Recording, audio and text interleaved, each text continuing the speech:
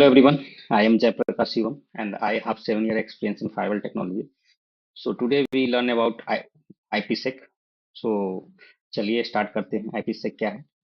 तो full form of IPsec is Internet Protocol Security. IPsec is a suite of protocol that provide a secure communication between two networks or device over untrusted network, means like internet. Okay. तो IPsec is a suite of protocol होता है जो दो network के बीच में. Okay. तो ये network एक, ये साइट ए है और ये साइट बी है और ये इंटरनेट आपका जो है. और इस इंटरनेट के थ्रू जो सिक्योर आपका टनल के थ्रू ये क्या होता है कि कम्युनिकेशन करता है over the untrusted network, public network. Okay. तो ये जो साइट ए है इसका जो है 192.168 1.0/24 का सबनेट है. और इधर जो है 10.10.10.0/24 सबनेट है. और ये दो सबनेट को सिक्योरली जो है आपको कम्युनिकेशन कर रहा है. तो किसके through? IPsec suit of protocol है जो आपको सिक्योर कम्युनिकेशन कराता है अनट्रस्टेड नेटवर्क पे विद इन टू सबनेट. ठीक है. तो बात करते हैं कि भाई ये क्या क्या प्रोवाइड करता है. आपका आईपीसेक जो है ना क्या है. तो आईपीसेक जो है ना आपको प्रोवाइड्स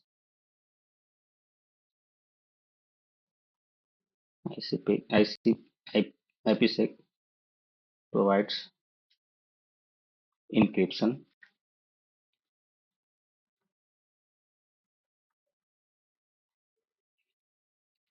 authentication, and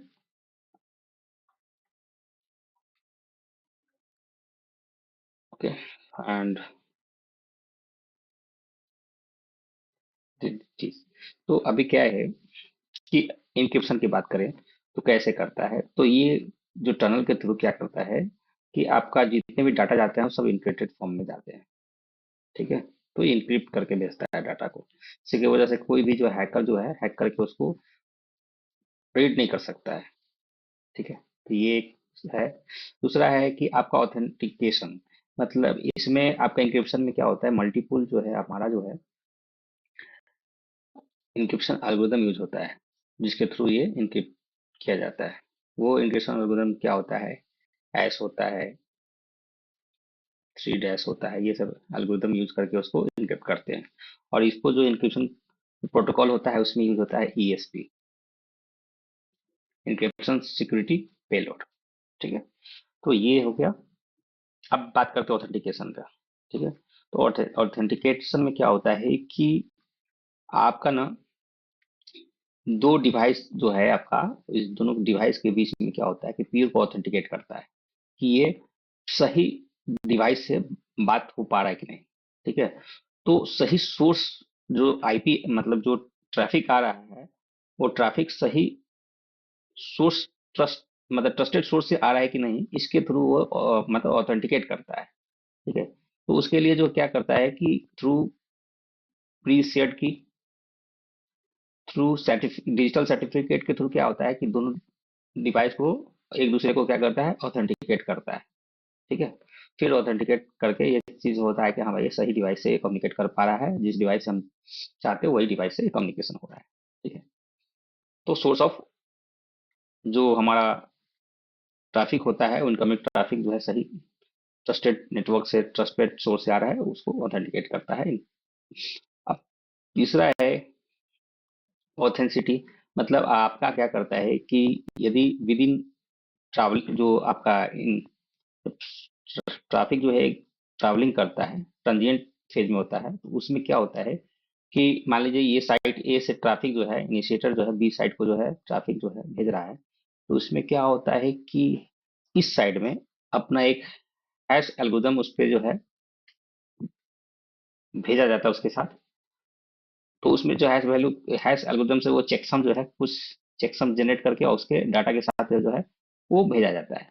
तो ये जब पहुंचता है बी साइड पे, तो उस चेकसम वैल्यू को क्या करता है कि कैलकुलेट करता है अपने साइड में।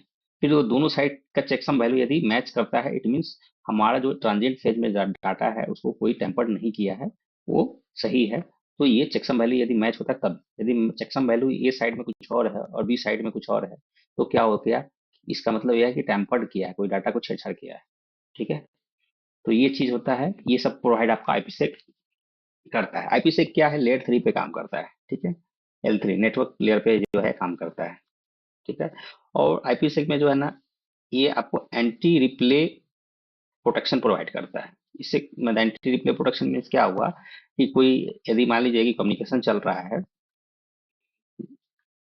एक जो है साइट ए और साइट बी में कम्युनिकेशन यदि चल रहा है, कोई मैन इन मिडिल, कोई अटैकर जो है आपके जो है कम्युनिकेशन को बीच में इंटरसेप्ट कर लिया। ठीक है। तो इंटरसेप्ट कर लिया तो मान लीजिए कि उसका जो रिप्लाई जो अब आएगा, मान लो कि अटैकर बाद में उसको जो है उसको रिप्लाई किया, उसके अगेंस्ट जो इंटरसेप्ट किया उसके अगेंस्ट में जो है रिप्लाई किया, तो क्या होता है, डुप्लीकेट जो है आपको पैकेट जो है उसको आइडेंटिफाई करेगा। तो एंटी रिप्ले की वजह से जो है डुप्लीकेट पैकेट उसको आइडेंटिफाई करके उसको क्या करता है कि डिस्कार्ड कर देता है।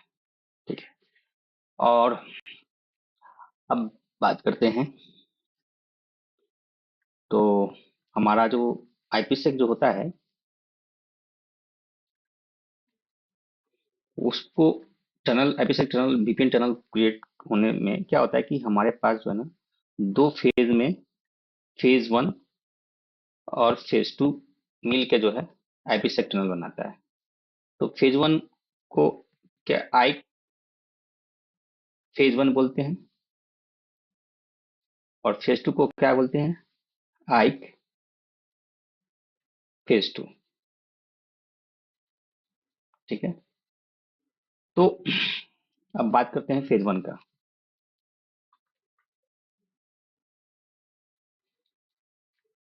I phase one.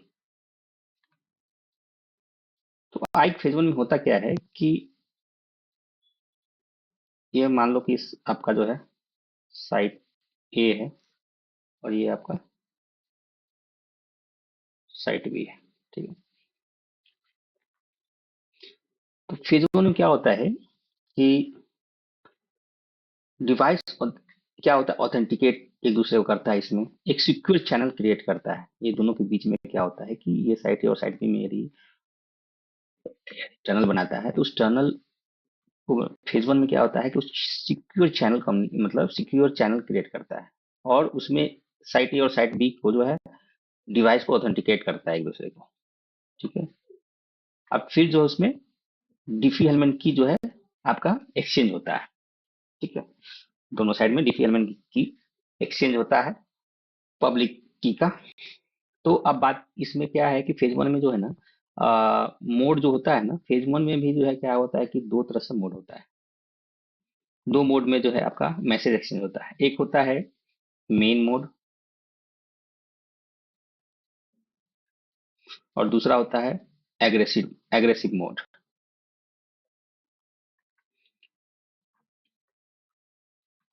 तो मेन मोड में बात करें तो इसमें क्या होता है कि 6 मैसेज जो एक्सचेंज होता है इनिशिएटर और रिसेप्टर के बीच में। और एग्रेसिव मोड में क्या होता है, आपका 3 मैसेज जो है ओनली एक्सचेंज होता है इनिशिएटर और रिसीवर के बीच में। ठीक है। फिर आपका इसमें जो है ना, इसमें आइडेंटिटी पेलोड जो होता है वो इंक्रिप्टेड फॉर्म में जाता है। बट आपका जो एग्रेसिव मोड होता है उसमें क्या होता है कि आइडेंटिटी जो पेलोड है वो इंक्रिप्टेड नहीं हो, प्लेन टेक्स्ट में जाता है। डीफी हेलमेट की भी जो है आपका जो है, इसमें क्या होता है कि एक्सचेंज होता है,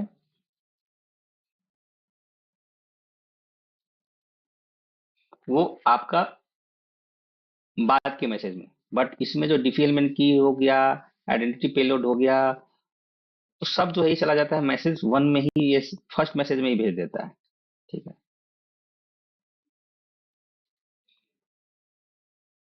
मेन मोड जो है होता है ना साइड टू साइड में यूज होता है, साइड टू साइड वीपीएन में। बट इसको जो है ना एग्रेसिव मोड जो है रिमोट वीपीएन के लिए यूज करते हैं, क्योंकि ये डायनेमिक यूजर्स के लिए जो है बेस्ट फिट होता है। इसका डायनेमिक आईपी हो उसके लिए जो है ये बहुत अच्छा सपोर्ट करता है एग्रेसिव मोड। बट ये जो है स्टैटिक के लिए होता है, डायनेमिक के लिए नहीं होता है मेन मोड। ठीक है। तो ये आपका मेन मोड क्या है, थोड़ा स्लोअर है, क्योंकि इसमें जो है 6 मैसेज जो है ये आपका फास्टर होता है एग्रेसिव मोड। तो ये डिफरेंस है। अब बात करते हैं हम 6 जो मैसेज होता है मेन मोड में क्या क्या जाता है, उसके बारे में डिस्कस करते हैं।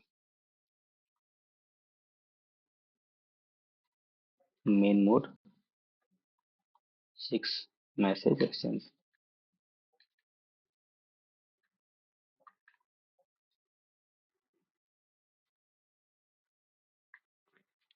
तो मैसेज वन क्या होता है। अब कोई इनिशिएटर होगा, मान लो कि ये साइट ए है और ये आपका साइट बी है। तो साइट ए जो भेजेगा साइट बी को, तो मतलब साइट ए आपका इनिशिएटर हो जाएगा और ये क्या होगा, रिस्पॉन्डर हो जाएगा। ठीक है। तो मान लो कि साइट ए मैसेज वन भेजता है, मतलब ये आपका message one initiator to responder जा रहा है, मतलब साइट ए साइट बी को भेज रहा है। तो मैसेज वन में क्या क्या जाएगा, तो मैसेज वन में आपका जाता है आइक सिक्योरिटी एसेसन में भेजता है लिस्ट ऑफ आइक सिक्योरिटी प्रपोजल। ये क्या करता है कि आइक सिक्योरिटी प्रपोजल का जो है लिस्ट ऑफ प्रपोजल भेजता है, जिसमें क्या होता है, इस लिस्ट प्रपोजल में क्या रहते हैं, इंक्रिप्शन क्या यूज होगा, कौन सा हैशिंग एल्गोरिथम यूज होगा, कौन सा आपका जो है ऑथेंटिकेशन यूज होगा, ऑथेंटिकेशन जो है आपका कौन सा यूज होगा, लाइफ टाइम जो है आपका क्या रहेगा। ठीक है। उसके बाद जो है आपका ये सब जो है डिफी हेलमेट जो है आपका की क्या रहेगा, ये सारा डिटेल जो है आपको मैसेज ये प्रपोजल में जो है आई प्रपोजल में भेजते हैं। ठीक है। इंक्रिप्शन हैशिंग एल्गोरिथम क्या रहेगा, ऑथेंटिकेशन क्या रहेगा, लाइफ टाइम क्या रहेगा, डीपीएम क्या रहेगा, ये सब आपका डिटेल जो है भेजता है मैसेज वन में। अब रिस्पॉन्डर के पास जो है ये लिस्ट ऑफ प्रपोजल है। उस जब मैसेज टू में क्या हो जाएगा, जब इनिशिएट रिस्पॉन्डर को भेजा तो रिस्पॉन्डर जो है मैसेज टू में क्या करता है, ये रिस्पॉन्डर टू इनिशिएटर मतलब साइट ए के पास जो है साइट बी जो साइट ए के पास भेजेगा। तो ये इनिशिएटर रिस्पॉन्डर टू इनिशिएटर हो गया।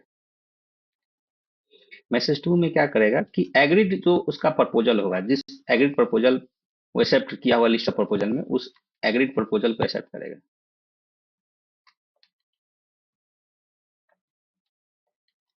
एग्रीड प्रपोजल को एक्सेप्ट करेगा। ठीक है। तो ये जो है आपका निगोशिएशन हुआ कि कौन सा हैशिंग एल्गोरिथम यूज होगा, कौन सा जो इनिशिएटर और रिस्पॉन्डर के बीच में मैसेज वन और मैसेज टू में क्या हो निगोशिएशन हो रहा है कि आपको जो मैसेज वन में इनिशिएटर भेजा, लिस्ट ऑफ प्रपोजल भेजा, सिक्योरिटी प्रपोजल भेजा, उस लिस्ट ऑफ सिक्योरिटी प्रपोजल में उसने क्या किया कि रिस्पॉन्डर ने मैसेज टू में एग्रीड प्रपोजल को उसके भेज दिया, जो एक्सेप्ट करके वो एग्रीड प्रपोजल के रिगार्डिंग वो भेज दिया। अब जो है तीसरा जो मैसेज होगा मैसेज थ्री में क्या होगा, फिर जो है रिस्पॉन्डर ये जो है इनिशिएटर टू रिस्पॉन्डर जाएगा, इनिशिएटर टू रिस्पॉन्डर जाएगा। इसमें क्या होगा कि आपका इनिशिएटर जो है अपना जो है डिफी हेल में पब्लिक की का वैल्यू जो है प्लस नांस। ठीक है। वो ये नांस जो होता है ये आपको यूज होता है protect from replay attack. Replay attack ना हो इसके लिए जो है नॉन वैल्यू इसके साथ जुड़ जाता है। तो मैसेज 3 और 4 में आपका ये एक्सचेंज हो जाता है। और मैसेज 3 क्या किया, डिफी एलिमेंट पब्लिक को, डिफी एलिमेंट पब्लिक की और नॉन वैल्यू ये रिस्पॉन्डर को भेजा। फिर मैसेज 3 में क्या हुआ, मैसेज 4 में आपका रिस्पॉन्डर क्या करेगा, इनिशिएटर को भेजेगा, वो अपना डिफी एलिमेंट पब्लिक की प्लस नॉन्स वैल्यू, नॉन्स जो वैल्यू है ये भेजा। अब देखेंगे तो मैसेज 3 और मैसेज 4 में क्या हुआ, हमारा हमने की एक्सचेंज किया, पब्लिक डिफी एलिमेंट पब्लिक की का एक्सचेंज हुआ मैसेज 3 और मैसेज 4 में, बिटवीन इनिशिएटर रिस्पॉन्डर के बीच में। ठीक, अब देखेंगे तो दोनों साइड में क्या हुआ, हमारा डिफी एलिमेंट पब्लिक की एक्सचेंज हो गया। अब डिफी एलिमेंट पब्लिक के थ्रू क्या करेगा, एक जो है शेयर्ड सीक्रेट की जो है वो जनरेट करेगा, दोनों मतलब जनरेट करेगा, जिसके थ्रू वो क्या करेगा, इंक्रिप्शन करेगा आगे के मैसेज में। तो इंक्रिप्शन जो है विद शेयर्ड सीक्रेट की के थ्रू जो है, अब आगे का जो कम्युनिकेशन होगा वो सारा इंक्रिप्टेड होगा। अभी मैसेज 1 से मैसेज 4 की जो कम्युनिकेशन हुआ ये सब प्लेन टेक्स्ट में हुआ है, इसमें कोई इंक्रिप्शन नहीं हुआ। अब नेक्स्ट जो है, अब क्या हुआ कि हमने जो मैसेज भेजने से पहले क्या हुआ कि दोनों सब डिफी एलिमेंट के थ्रू जो है आपका शेयर सीक्रेट की कैलकुलेशन हुआ, और ये इस शेयर सीक्रेट की यूटिलाइज करके दोनों साइड में क्या होगा, कम्युनिकेशन को इंक्रिप्शन में भेजा जाएगा, इंक्रिप्टेड फॉर्म में भेजा जाएगा। तो अभी अब बात करें तो मैसेज 5 क्या करेगा, ये इनिशिएटर टू रिस्पॉन्डर आपको जाएगा। ठीक है, तो मैसेज 5 में आपका आइडेंटिटी पेलोड जो है एंड ऑथेंटिकेशन जो है होता है, पीयर ऑथेंटिकेशन होता है। ठीक है, तो इसमें क्या होगा, ये जो आइडेंटिटी पेलोड होगा वो आपका इनक्रिप्टेड फॉर्म में जाएगा। ठीक है, और जो ऑथेंटिकेशन जो होगा इसमें वो बाय आपको डिसाइड करना पड़ेगा कि आपको प्री शेयर्ड की के थ्रू यूज कर ऑथेंटिकेशन करना है या डिजिटल सिग्नेचर को यूज करके ऑथेंटिकेशन करना है पीयर को। ठीक है, तो मैसेज 5 में ये अपना आइडेंटिटी पेलोड भेजा। ठीक है, और ऑथेंटिकेशन किस किस के थ्रू करना है, प्रीसेट की और डिजिटल सिग्नेचर, वो डिटेल जो है आपका मैसेज 5 में इनिशिएटर रिस्पॉन्डर को भेजता है। फिर मैसेज 6 में ये जो मैसेज 6 जो है रिस्पॉन्डर टू इनिशिएटर जाएगा।